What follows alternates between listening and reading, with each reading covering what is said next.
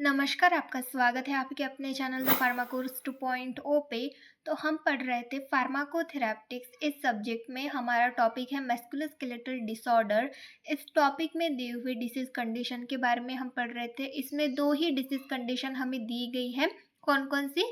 Rheumatoid arthritis and osteo arthritis. Rheumatoid arthritis के बारे में हमने लास्ट वीडियो लेक्चर में पढ़ा। अगर आपने वो वीडियो लेक्चर नहीं देखा होगा तो आप हमारे चैनल पर जाकर देख सकते हैं। आज के इस वीडियो में हम ऑस्टियो आर्थराइटिस इस कंडीशन के बारे में पढ़ने वाले हैं। ये कंडीशन किस तरीके से होती है, ऑस्टियो आर्थराइटिस मतलब क्या होता है, इसके कॉजेज क्या है, ये किस तरीके से डेवलप होती है, इसको डायग्नोस हम किस तरीके से कर सकते हैं, इसको ट्रीट किस तरीके से कर सकते हैं, कौन सी मेडिसिन हम इस कंडीशन में ले सकते हैं, ये सारी चीज़ें आज के इस वीडियो में हम देखने वाले हैं। तो आइए स्टार्ट करते हैं।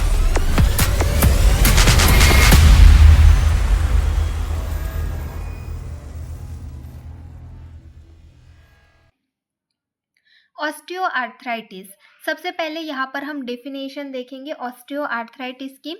It is a chronic joint disorder characterised by degeneration of joint cartilage and adjacent bone follow by bony overgrowth leading to joint pain and stiffness. तो यहाँ पर क्या बोला गया है, ये क्रोनिक जॉइंट डिसऑर्डर है, ये हमारे जॉइंट को अफेक्ट करता है। इस कंडीशन में हमारी जो जॉइंट होती है वो अफेक्ट हुई रहती है। तो ये एक तरीके का क्रोनिक जॉइंट डिसऑर्डर है जहाँ पर क्या होता है, characterised by degeneration of joint cartilage. यहाँ पर हमारे जो जॉइंट का कार्टिलेज होता है, कार्टिलेज मतलब हमारी जो जॉइंट होती है, तो बोन के सरफेस के ऊपर एक सब्सटेंस प्रेजेंट रहता है, वही कार्टिलेज होता है जो कि हमारी जॉइंट को स्मूथली मूव होने में हेल्प करता है। तो ये जो जॉइंट कार्टिलेज होता है, ये जो कार्टिलेज होता है, ये डीजनरेट हो जाता है and adjacent bone followed by bony overgrowth leading to joint pain and stiffness. तो वहां पर बोनी ओवरग्रोथ, छोटे छोटे वहां पर आउटग्रोथ निकलते हैं, बोन्स के ही छोटे छोटे आउटग्रोथ निकलते हैं। आप इमेज में देख सकते हैं इस तरीके की जो आउटग्रोथ है वो उस जगह पर निकलते हैं जिसकी वजह से जॉइंट पेन होता है, वहां पर जॉइंट स्टीफनेस होती है, मतलब हमारी जॉइंट अकड़ जाती है। तो इस तरीके के सिम्टम्स दिखते हैं, इस तरीके की ये कंडीशन रहती है, इसको हम बोलते हैं ऑस्टियो आर्थराइटिस। तो ये डेफिनेशन हो गई ऑस्टियो आर्थराइटिस की। देन नेक्स्ट हम देखेंगे, इसकी इमेज आप यहाँ पर देख सकते हैं। ऑस्टियो आर्थराइटिस में जो कार्टिलेज है वो पूरी तरीके से थीन हो जाता है, ये डैमेज हो जाता है, और जो बोन है उसमें जो गैप रहती है, हमारी जो जॉइंट है वहाँ पर थोड़ी गैप रहती है, वो गैप भी टोटली डिसअपियर हो जाती है इस कंडीशन में। इस तरीके से आप देख सकते हैं दोनों जो बोन है वो एक दूसरे से ज्वाइन हो गए हैं, चिपक गए हैं, जिससे हमें मूवमेंट करने में प्रॉब्लम आती है। तो इस तरीके की ये कंडीशन होती है ऑस्टियो आर्थराइटिस। देन नेक्स्ट है, Osteoarthritis is also known as degenerative joint disease DJD और degenerative arthritis। Osteoarthritis को degenerative joint disease भी कहा जाता है या फिर degenerative arthritis भी कहा जाता है। It occurs when the protective cartilage on the ends of the bones wears down over the time। तो ये कब ऑकर होती है, जब हमारे प्रोटेक्टिव कार्टिलेज जो हमारे बोन के एंड में प्रेजेंट रहते हैं, जो बोन के एंड में कार्टिलेज प्रेजेंट रहते हैं जो कि हमारे जॉइंट को प्रोटेक्ट करते हैं, वो वियर डाउन मतलब वो डिस्ट्रॉय होने लगते हैं, वो डैमेज होने लगते हैं टाइम के साथ। तो उस कंडीशन में ये कंडीशन ऑस्टियोआर्थराइटिस ये कंडीशन ऑकर होती है। Cartilage is a slippery tissue that cover the ends of the bones in a joint. तो कार्टिलेज ये एक तरीके का स्लिपरी टिश्यू है जो कि हमारे बोन के जो एंड होते हैं उसको कवर करता है ताकि हमारा जो बोन है वो स्मूथली मूव हो सके। आप इमेज में देख सकते हैं यहाँ पर ये जो व्हाइट सब्सटेंस यहाँ पर आपको दिख रहा है यही है कार्टिलेज, जो कि दो बोन के यहाँ पर एकदम सरफेस के उनके एंड पे उनके सरफेस को कवर कर रहा है। तो ये जब कवर करता है, ये जब हेल्दी रहता है तो हमारे बोन जो है वो स्मूथली मूव होते हैं, स्मूथली वो हम मूव कर सकते हैं। पर जब ये डैमेज हो जाते हैं उस टाइम पे हमें बहुत ज़्यादा पेन होता है, वहाँ पर बहुत ज़्यादा इन्फ्लामेशन आ जाती है। तो इस तरीके के ये होते हैं हमारे cartilage. Healthy cartilage absorb the shock of movement. तो जो हेल्दी कार्टिलेज रहता है वो एब्ज़ॉर्ब करता है, जो शॉक होता है मूवमेंट करते टाइम जो भी शॉक लगता है, हम कभी-कभी चलते-चलते गिर जाते तो उस टाइम पे शॉक लगता है। तो ऐसे जो शॉक होते हैं वो ये कार्टिलेज जो होता है वो एब्ज़ॉर्ब करता है। When cartilage is lost the bone rub together and over time this can permanently damage the joint. जब हमारा कार्टिलेज पूरी तरीके से डैमेज हो जाता है उस टाइम पे हमारे जो दोनों बोन्स होते हैं वो एक दूसरे से घिसते हैं, रब होते हैं, जिसकी वजह से हमारे जॉइंट में परमानेंटली डैमेज हो जाते हैं, हमारे जॉइंट परमानेंटली डैमेज हो जाते हैं। Osteoarthritis is the most commonly diagnosed type of joint arthritis disease which can affect hand, knees, spine and हिप्स। तो ऑस्टियोआर्थराइटिस ये जो कंडीशन है ये मोस्ट कॉमनली पाई जाती है। ये एक तरीके का टाइप होता है जॉइंट आर्थराइटिस डिसीज का, जो कि ज़्यादातर कौन से कौन से पार्ट को अफेक्ट करता है, हमारे हैंड्स के बोन को, नीज के, स्पाइन के और हिप्स को ये अफेक्ट करता है। Knee arthritis is known to affect joint functionality, cause knee pain and even leading to disability as it progress. तो नी आर्थराइटिस ये हमारे जॉइंट फंक्शनैलिटी को अफेक्ट करता है, मतलब हमारा जो जॉइंट उसका जो फंक्शन होता है मेन उसी को ये अफेक्ट करता है, जिसकी वजह से नी पेन होता है, even leading to disability as it progress. अगर ये ज़्यादा बढ़ गया तो डिसएबिलिटी भी हो सकती है। Osteoarthritis is more likely to develop as people age. तो इस लोगों की एज बढ़ती जाती है वैसे वैसे ये जो डिसीज है ये डेवलप होता जाता है। The changes in osteoarthritis usually occur slowly over many years. तो ये जो चेंजेस होते हैं ऑस्टियोआर्थराइटिस के ये धीरे धीरे स्लोली अपीयर होते हैं, इनको बहुत साल लगते हैं। Inflammation and injury to the joint cause bony changes, deterioration of tendons and ligaments, and a breakdown of cartilage, result in pain, swelling and deformity of the joint. तो जब हमारे joint में inflammation और injury होती है तो उस time पे वहाँ पर bony changes होते हैं, हमारे tendons और ligament जो है वो deteriorate होते हैं, cartilage breakdown हो जाता है, damage हो जाता है, जिसकी वजह से बहुत ज़्यादा पेन होता है, swelling आती है, हमारे जॉइंट जो है वो डिफॉर्म हो जाती है। तो इस तरीके के चेंजेस दिखते हैं, इस तरीके के सिम्टम्स दिखते हैं ऑस्टियोआर्थराइटिस इस कंडीशन में। देन नेक्स्ट हम देखेंगे stages of knee osteoarthritis. Knee osteoarthritis के कुछ स्टेजेस होते हैं उनके बारे में देखेंगे। There are 4 stages of osteoarthritis this are. तो 4 स्टेजेस होते हैं। सबसे पहला है स्टेज 1 जिसको हम माइनर बोलते हैं। In stage 1 osteoarthritis patient will develop very minor wear and tear and bone spore growth at the end of the knee joints. तो स्टेज 1 में क्या होता है, जो ऑस्टियोआर्थराइटिस के पेशेंट होते हैं उनमें बहुत कम वियर एंड टियर देखा जाता है, मतलब उनके बोन उतने अफेक्ट नहीं होते, और जो बोन स्पोर ग्रोथ जो आउटग्रोथ होती है, बोनी आउटग्रोथ होती है नी जॉइंट पे, वो भी बहुत कम होती है। How ever in this stage it is unlikely you will feel pain और डिस्कम्फर्ट। तो इस स्टेज में पेन थोड़ा बहुत होता है या फिर नहीं होता, या फिर डिस्कम्फर्ट थोड़ा बहुत फील होता है या फिर नहीं होता। Characteristics of stage 1। तो इसकी कैरेक्टरिस्टिक्स क्या होता है, minor wear and tear in the joints, थोड़ा बहुत वियर एंड टियर होता है, घिसता है हमारा bone, little to no pain in the affected area, थोड़ा बहुत पेन होता है या फिर पेन नहीं होता। देन नेक्स्ट है स्टेज 2 जिसको हम माइल्ड स्टेज बोलते हैं। इन स्टेज 2 डायग्नोस्टिक इमेज और x ray of knee joint will show more bone spur growth and though the space between the bones appear normal, people will begin experiencing symptoms of the joint pain. तो stage 2 में क्या होता है, जब हम diagnose करते हैं तो जो डायग्नोस्टिक इमेजेस होते हैं, जो एक्सरे होते हैं नी जॉइंट्स के, वहाँ पर ज़्यादा बोनी आउटग्रोथ दिखती है और उन बोन्स के बीच में जो स्पेस होती है वो भी नॉर्मल ही दिखती है। पर जिनमें भी ऑस्टियोआर्थराइटिस होता है जो स्टेज 2 में होते हैं उनमें सिम्टम्स दिखते हैं, जॉइंट पेन जैसे सिम्टम्स दिखते हैं। Typically the area around the knee joint will feel stuff and uncomfortable. Knee joint के आसपास का जो एरिया होता है वो स्टिफ फील होता है, मतलब वो अकड़ गया है इस तरीके से फील होता है, अनकंफर्टेबल फील होता है। Particularly when sitting for an extended period, अगर ज़्यादा देर तक बैठे और फिर खड़े हो रहे तो उस टाइम पे पेन होता है। After rising in the morning, सुबह उठने के बाद पेन होता है, और आफ्टर अ वर्कआउट करने के बाद पेन होता है। Characteristics of stage 2। स्टेज 2 के अगर कैरेक्टरिस्टिक्स देखें तो मोर नोटिसेबल बोन स्पूर्स। तो बोन स्पूर्स जो आउटग्रोथ होती है, बोनी आउटग्रोथ, वो बहुत ज़्यादा होती है। The affected area feel stiff, जो अफेक्टेड एरिया होता है वहाँ पर स्टिफनेस आ जाती है, वो जो पार्ट होता है वो अकड़ जाता है। तो इस तरीके से ये होती है स्टेज 2। देन नेक्स्ट है स्टेज 3, जिसको हम मॉडरेट स्टेज बोलते हैं। Stage 3 refers to as moderate, where there is obvious erosion to the cartilage surface between bones and fibrillation narrows the gap between the bones। तो स्टेज 3 जिसको moderate stage कहा जाता है, यहाँ पर इरोजन होता है कार्टिलेज सरफेस का, दो बोन्स के बीच में इरोजन होता है, जो कार्टिलेज होता है वो घिस जाता है and fibrillation narrows the gap between the bones, और उन दो बोन्स के बीच में जो गैप होता है वो भी कम हो जाती है। There are proteoglycan and collagen fragments release into the synovial fluid as the disease progress.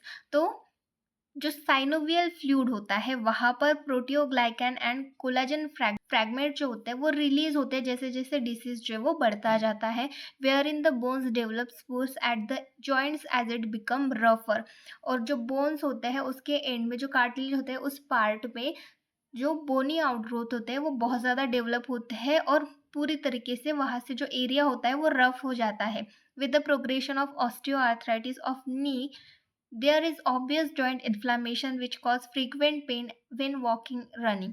तो जैसे जैसे नी ऑस्टियोआर्थराइटिस बढ़ता जाता है तो जॉइंट इन्फ्लामेशन बढ़ती है जिसकी वजह से पेन होता है, चलते टाइम दौड़ते टाइम बहुत ज़्यादा पेन होता है। Along with joint stiffness after sitting for a long or when waking up in the morning, there may be popping or snapping sound when walking।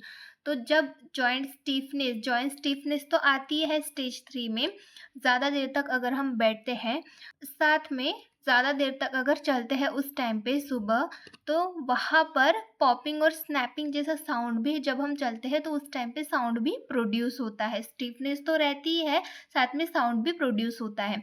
Then characteristics देखेंगे यहाँ पर स्टेज 3 के, cartilage in the affected area begins to erode. तो जो cartilage होता है वो घिसने लगता है, जो दो बोन्स होते हैं उनका जो कार्टिलेज होता है वो एक दूसरे से घिसने लगता है। देन नेक्स्ट कैरेक्टरिस्टिक्स क्या है, the joint become inflame and cause discomfort during normal activities. तो जॉइंट जो है वहाँ पर इन्फ्लामेशन आ जाती है और नॉर्मल एक्टिविटीज़ के टाइम पे डिस्कम्फर्ट फील होता है। तो इस तरीके से कैरेक्टरिस्टिक्स होते हैं स्टेज 3 के। देन नेक्स्ट है स्टेज 4 जिसको सीवियर स्टेज कहा जाता है। Stage 4 is considered to be severe, ये कंसिडर की जाती है कि ये बहुत ज़्यादा सीवियर मतलब होती ही है, ये सीवियर ही होती है। In stage 4, the joint space between the bones are considerably reduced, causing the cartilage to wear off, leaving the joint stiff। तो इस कंडीशन में इस स्टेज में क्या होता है, जो जॉइंट स्पेस होती है, दो बोन्स के बीच में जो स्पेस होती है वो पूरी तरीके से रिड्यूस कम हो चुकी होती है। कार्टिलेज जो है वो पूरी तरीके से एक दूसरे से कांटेक्ट में आ जाता है जिसकी वजह से जॉइंट पूरी तरीके से अकड़ जाती है, स्टिफ हो जाती है। The breakdown of cartilage leads to chronic inflammatory response. तो कार्टिलेज जब ब्रेकडाउन होता है तो वहाँ पर बहुत ज़्यादा इन्फ्लामेशन आ जाती है, इन्फ्लामेटरी रिस्पॉन्स इनिशिएट हो जाता है with decrease synovial fluid that cause friction, greater pain and discomfort when walking और मूविंग द जॉइंट। तो कार्टिलेज ब्रेकडाउन होने के बाद इन्फ्लामेशन तो आती है, साथ में जो साइनोवियल फ्लूइड होता है वो भी डिक्रीज हो जाता है जिसकी वजह से वहाँ पर बहुत ज़्यादा फ्रिक्शन होती है, बहुत ज़्यादा पेन होता है और डिस्कम्फर्ट फील होता है जब भी हम चलते हैं या फिर हमारे जॉइंट को मूव करते हैं उस टाइम पे। There is increase production of synovial metalloproteinase, cytokines and TNF that can diffuse back into the cartilage to destroy soft tissue around the knee. तो वहाँ पर साइनोवियल मेटालोप्रोटीनेज का प्रोडक्शन होता है, साइटोकाइन्स का प्रोडक्शन होता है, टीएनएफ जो फैक्टर्स होते हैं उनका प्रोडक्शन होता है जो कि इन्फ्लामेशन कॉज करते हैं, जो कि जो सॉफ्ट टिश्यू होता है नी के अराउंड उसको डिस्ट्रॉय कर देते हैं। The advance stage of the disease show development of more spur causing excruciating pain, मतलब बहुत ज़्यादा पेन। जब ये जो एडवांस स्टेज होती है डिसीज़ की, यहाँ पर बहुत ज़्यादा बोनी आउटग्रोथ जो है बहुत ज़्यादा हो जाती है जिसकी वजह से बहुत ज़्यादा पेन होता है which make even everyday course including walking and descending stairs a challenge. तो यहाँ पर इतना पेन होता है इस स्टेज में कि चलना भी बहुत ज़्यादा मुश्किल हो जाता है। स्टेयर से अगर हम नीचे भी उतर रहे हैं तो उस टाइम पे बहुत ज़्यादा पेन होता है। तो इस तरीके से ये स्टेज होती है स्टेज 4। कैरेक्टरिस्टिक्स देखेंगे स्टेज 4 की, patient is in a lot of pain, तो पेशेंट बहुत ज़्यादा पेन में होता है। The cartilage is almost completely gone leading to an inflammatory response from the joint, तो कार्टिलेज पूरी तरीके से डैमेज हुआ रहता है जिसकी वजह से बहुत ज़्यादा इन्फ्लामेटरी रिस्पॉन्स वहाँ पर रहता है।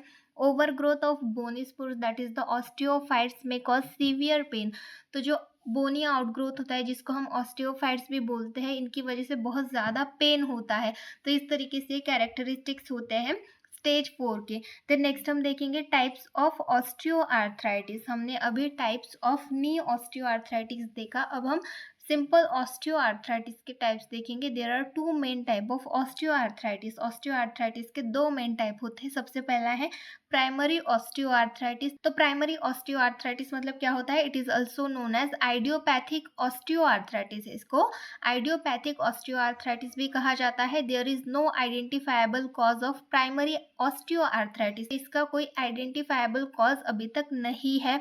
It may be localize that is the confined to one और टू जॉइंट्स और जनरलाइज प्रेजेंट इन 3 और मोर जॉइंट्स। तो ये लोकलाइज भी हो सकता है या फिर जनरलाइज भी हो सकता है। 1 से 2 जॉइंट अफेक्ट हो सकते हैं या फिर ज़्यादा जॉइंट भी अफेक्ट हो सकते हैं। It occurs in elderly people generally at the end of the 40 years of the age. तो ये एल्डरली पीपल में ज़्यादा पाया जाता है, जिनकी एज 40 या फिर उससे ज़्यादा होती है। ऐसे लोगों में, ऐसे पीपल में ज़्यादातर पाया जाता है। It is more common in woman, तो ये वुमन में ज़्यादातर पाया जाता है। देन नेक्स्ट हम देखेंगे सेकेंडरी ऑस्टियोआर्थराइटिस के बारे में। It is cause by the underlying condition such as joint injury, accumulation of calcium inside the joints and other joint condition, example rheumatoid arthritis और medical condition such as diabetes. तो ये किस वजह से हो सकते हैं? सेकेंडरी ऑस्टियोआर्थराइटिस जॉइंट इंजुरी की वजह से। अगर जॉइंट्स में बहुत ज़्यादा कैल्शियम एक्यूमुलेट हो गया उस कंडीशन में, अदर जॉइंट कंडीशन जैसे कि रूमेटॉइड आर्थराइटिस हो गया या फिर डायबिटीज़ हो गया, इसकी वजह से सेकेंडरी ऑस्टियोआर्थराइटिस ये कंडीशन ऑकर हो सकती है। इट में अपियर एट एनी एज, ये किसी भी एज में हो सकती है। तो इस तरीके से दो टाइप्स होते हैं ऑस्टियोआर्थराइटिस के। देन नेक्स्ट हम देखेंगे इसकी इटियोलॉजी, इसके कॉजेज क्या है। ओल्डर एज हो गया, जेंडर हो गया, वुमन में ये ज़्यादा पाया जाता है। ओबेसिटी, बहुत ज़्यादा मोटापा है तो उस कंडीशन में। जॉइंट इंजुरी है, repeated stress on the joint पर बहुत बार स्ट्रेस, मतलब बहुत ज़्यादा वहाँ पर इंजुरी हुई है, बार बार वही उसी जगह पर कोई इंजुरी हो रही, तो उस कंडीशन में हो सकता है। जेनेटिक्स की वजह से, बोन डिफॉर्मिटीज़ की वजह से, सर्टन मेटाबॉलिक डिसीज़ होते हैं, इनकी वजह से भी ये कंडीशन ऑकर होती है। तो इस तरीके से ये कुछ इटियोलॉजिकल फैक्टर्स हो गए। देन नेक्स्ट हम देखेंगे इसकी पैथोफिजियोलॉजी, ये किस तरीके से डेवलप होता है। ऑस्टियोआर्थराइटिस ये कंडीशन किस तरीके से डेवलप होती है उसके बारे में देखेंगे। Due to etiological factors, etiological factors की वजह से क्या होता है? Chondrocyte response. जब ईटियोलॉजिकल फैक्टर्स की वजह से हमारा जो कार्टिलेज है वो डैमेज होता रहता है, उस टाइम पे हमारे जो कॉन्ड्रोसाइट्स है, कॉन्ड्रोसाइट्स क्या है? कॉन्ड्रोसाइट सेल्स ये स्पेसिफिक हमारे कार्टिलेज को मेंटेन करने का काम करते हैं। तो कॉन्ड्रोसाइट रिस्पॉन्स करते हैं, हमारे जो कार्टिलेज है वहाँ पर जो भी डैमेज हो रहा है उसको सुधारने का काम करते हैं, उसको जो डैमेज है उसको क्योर करने का काम करते हैं। पर क्या होता है? Release of cytokine and inflammatory sales. वहाँ पर साइटोकाइन जैसे ही डैमेज होता है तो वहाँ पर साइटोकाइन, इन्फ्लामेटरी सेल्स जो है वो रिलीज हो जाते हैं, जिसकी वजह से क्या होता है? Stimulation, production of release of proteolytic enzyme. वहाँ पर प्रोटियोलाइटिक एंजाइम्स का प्रोडक्शन होता है, वहाँ पर स्टिमुलेट हो जाते हैं वो, जिसकी वजह से क्या होता है? Destroy articular cartilage and joint space progressively lost. जिसकी वजह से जो कार्टिलेज होते हैं वो डिस्ट्रॉय हो जाते हैं, वहाँ पर बहुत ज़्यादा स्वेलिंग आ जाती है और जॉइंट स्पेस जो होती है वो भी धीरे धीरे कम होने लगती है। जॉइंट स्पेस फिर पूरी तरीके से रिड्यूस हो जाती है, जिसके बाद क्या होता है? Degradation of cartilage occur. जो कार्टिलेज है वो पूरी तरीके से डैमेज हो जाता है, डिस्ट्रॉय हो जाता है, जिसकी वजह से ऑस्टियोआर्थराइटिस से कंडीशन डेवलप होती है। तो इस तरीके से ये पैथोफिजियोलॉजी हो गई ऑस्टियोआर्थराइटिस की। देन नेक्स्ट हम देखेंगे क्लिनिकल मैनिफेस्टेशन, इसके सिम्टम्स क्या होते हैं। The initial stage of osteoarthritis does not show any symptom but as soon as disease progress it shows the following symptoms. तो इनिशियल स्टेज में कोई भी सिम्टम्स नहीं दिखते ऑस्टियोआर्थराइटिस के, पर जैसे ही डिसीज जो है वो बढ़ता जाता है तो कुछ सिम्टम्स यहाँ पर दिखते हैं उनके बारे में देखेंगे। तो जॉइंट पेन रहता है, टेंडरनेस रहती है, स्वेलिंग, मॉर्निंग स्टिफनेस, सुबह उठते ही स्टिफनेस लगती है, लॉकिंग मतलब बोन्स जो होते हैं वो लॉक हो जाते हैं, मूव नहीं होते properly, loss of flexibility, pain during movement, reduce motion, धीरे धीरे चलना, decrease movement can lead to pain. Movement अगर डिक्रीज हो गया हमारे फिजिकल एक्टिविटी कम हो गई तो पेन जो है वो बढ़ सकता है। ग्रैंटिंग सेंसेशन मतलब साउंड आता है, जैसे ही हम पैर को मूव करते हैं तो हमारे जो जॉइंट है वहाँ से साउंड आता है। Bone spurs this extra bits of bone which feel like hard lumps can form around the affected joints. तो बोन्स पुल्स मतलब बोन या आउटग्रोथ वहाँ पर तैयार होती है जिसकी वजह से बहुत ज़्यादा पेन होता है। तो इस तरीके के सिम्टम्स जो है वो दिखते हैं ऑस्टियोआर्थराइटिस इस कंडीशन में। देन नेक्स्ट हम देखेंगे इसके डायग्नोस्टिक टेस्ट के बारे में, कौन कौन से डायग्नोस्टिक टेस्ट किए जाते हैं। पेशेंट हिस्ट्री एनालिसिस की जाती है, फिजिकल एग्जामिनेशन किया जाता है, इमेजिंग एंड लेबोरेटरी टेस्ट किए जाते हैं जिसमें इमेजिंग टेस्ट में क्या क्या किया जाता है, एक्सरे, मैग्नेटिक रेजोनेंस इमेजिंग मतलब एमआरआई किया जाता है, आर्थ्रोस्कोपी की जाती है। लेबोरेटरी टेस्ट में क्या किए जाते हैं, ब्लड टेस्ट किया जाता है, जॉइंट फ्लूइड एनालिसिस या फिर जॉइंट एस्पिरेशन जिसको हम बोलते हैं, ये टेस्ट परफॉर्म किए जाते हैं। ये होते हैं डायग्नोस्टिक टेस्ट जो कि ऑस्टियोआर्थराइटिस इस कंडीशन को डिटेक्ट करने के लिए किए जाते हैं। देन नेक्स्ट हम देखेंगे इसके ट्रीटमेंट के बारे में। इसको ट्रीट हम किस तरीके से करेंगे, सबसे पहले नॉन फार्माकोलॉजिकल ट्रीटमेंट देखते हैं। Use of moist heat at the joint side, तो जहाँ पर हमें स्वेलिंग है वहाँ पर मॉइस्ट हीट का यूज़ करना है। हाइड्रोथेरेपी मतलब वाटर के थ्रू जो भी कंडीशन है उसको क्योर करना, इसको हम हाइड्रोथेरेपी बोलते हैं। वेट रिडक्शन करना है, वेट रिड्यूस करना है, माइल्ड एक्सरसाइज करनी है। तो इस तरीके के नॉन फार्माकोलॉजिकल मेजर्स आपको लेने हैं। देन नेक्स्ट है फार्माकोलॉजिकल ट्रीटमेंट, कौन से मेडिसिन हम इसमें यूज़ कर सकते हैं। सबसे पहला है NSAIDs मतलब non steroidal anti inflammatory drugs जो कि टू रिड्यूस द इन्फ्लामेशन को रिड्यूस करते हैं। This drug are administered by intra articular route. Intra articular route मतलब ये जो इंजेक्शन रहता है ये डायरेक्टली हमारे बोन में दिया जाता है, हमारे बोन स्पेस में ये जो ड्रग है ये डायरेक्टली एडमिनिस्टर किए जाते हैं, इसी को हम इंट्रा आर्टिकुलर रूट बोलते हैं। तो इसके एग्जांपल्स है ibuprofen, aspirin, diclofenac, sodium etcetera. तो ये ड्रग्स दिए जाते हैं इन्फ्लामेशन को कम करने के लिए। देन नेक्स्ट है corticosteroids, this drugs are given in combination with NSAIDs to relieve the pain. तो ये जो कॉर्टिकोस्टेरॉइड्स है ये कॉम्बिनेशन में दिए जाते हैं NSAIDs के साथ पेन को कम करने के लिए। इसके एग्जाम्पल है प्रेडनिसोन। कॉन्ड्रोप्रोटेक्टिव ड्रग्स की अगर हम बात करें, this drugs inhibit the enzyme which are responsible for the destruction of cartilage. तो कार्टिलेज को डिस्ट्रॉय करने के लिए जो भी एंजाइम रिस्पॉन्सिबल होते हैं उनको इनिबिट करने के लिए कॉन्ड्रोप्रोटेक्टिव ड्रग लिए जाते हैं। इसके एग्जाम्पल से रुमेलॉन, पेंटोसन, इस तरीके के ड्रग्स लिए जाते हैं। तो इस तरीके से ये ड्रग्स हो गए जो कि ऑस्टियोआर्थराइटिस इस कंडीशन को ट्रीट करने के लिए यूज़ किए जाते हैं। देन नेक्स्ट है सर्जरी। सर्जरी भी की जाती है when all the other measures fail to effectively treat the disease, patient need to undergo a joint replacement surgery. हमने सभी फार्माकोलॉजिकल, नॉन फार्माकोलॉजिकल सारे ट्रीटमेंट करके देखे, फिर भी कोई इफेक्ट नहीं दिख रहा है, सारे मेजर्स फेल हो रहे हैं डिसीज़ को ट्रीट करने के, तो उस कंडीशन में पेशेंट को सर्जरी करानी पड़ती है, जॉइंट रिप्लेसमेंट सर्जरी। तो इस तरीके से ये कंडीशन होती है ऑस्टियोआर्थराइटिस।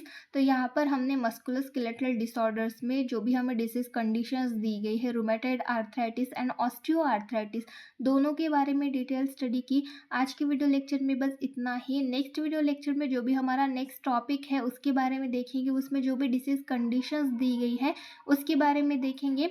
वीडियो हेल्पफुल लगी हो तो वीडियो को लाइक करें, अपने दोस्तों के साथ भी शेयर करें, चैनल पर नए हैं तो सब्सक्राइब करें। नए वीडियो की नोटिफिकेशन पाने के लिए बेल आइकन को दबाना ना भूलें। Thank you.